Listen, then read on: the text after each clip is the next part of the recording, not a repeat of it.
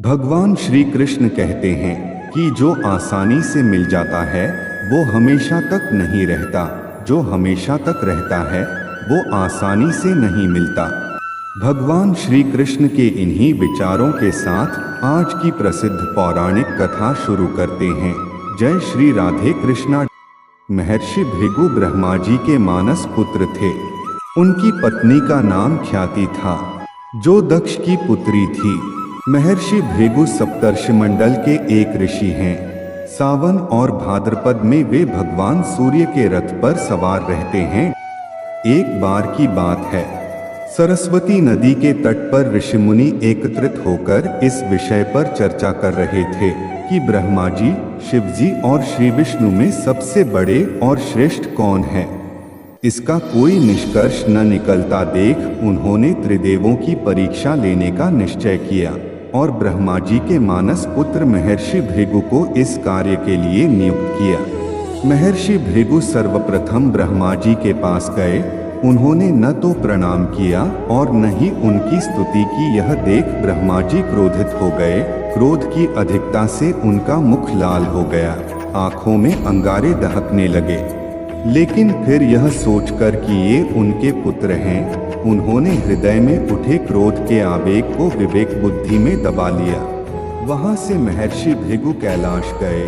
देवाधिदेव भगवान महादेव ने देखा कि भृगु आ रहे हैं तो वे प्रसन्न होकर अपने आसन से उठे और उनका आलिंगन करने के लिए भुजाएं फैला दी। किंतु उनकी परीक्षा लेने के लिए भृगु मुनि उनका आलिंगन अस्वीकार करते हुए बोले, महादेव, आप सदा वेदों और धर्म की मर्यादा का उल्लंघन करते हैं। दुष्टों और पापियों को आप जो वरदान देते हैं उनसे सृष्टि पर भयंकर संकट आ जाता है, इसलिए मैं आपका आलिंगन कदापि नहीं करूंगा। उनकी बात सुनकर भगवान शिव क्रोध से तिलमिला उठे। उन्होंने जैसे ही त्रिशूल उठाकर उन्हें मारना चाहा, वैसे ही भगवती सती ने बहुत अनुनय विनय कर किसी प्रकार से उनका क्रोध शांत किया। इसके बाद भृगु मुनि बैकुंठ लोक गए।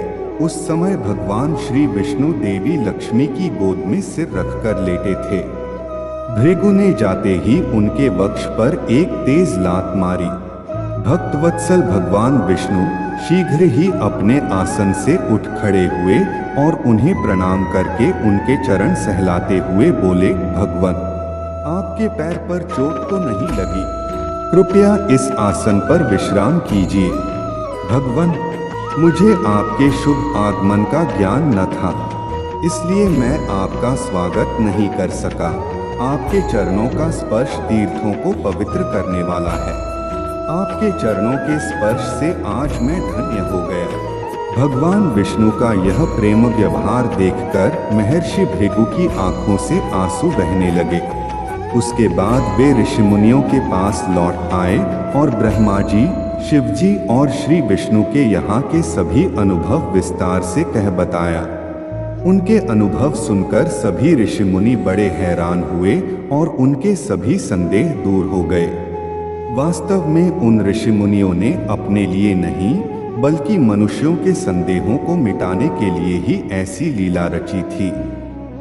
प्रिय भक्तों, यह पौराणिक कथा बहुत प्रचलित है। मेरे इस वीडियो का मकसद किसी की आस्था को ठेस पहुंचाना नहीं है। सभी देव अपनी अपनी जगह श्रेष्ठ है। हमारा भारत देश विविधताओं का देश है।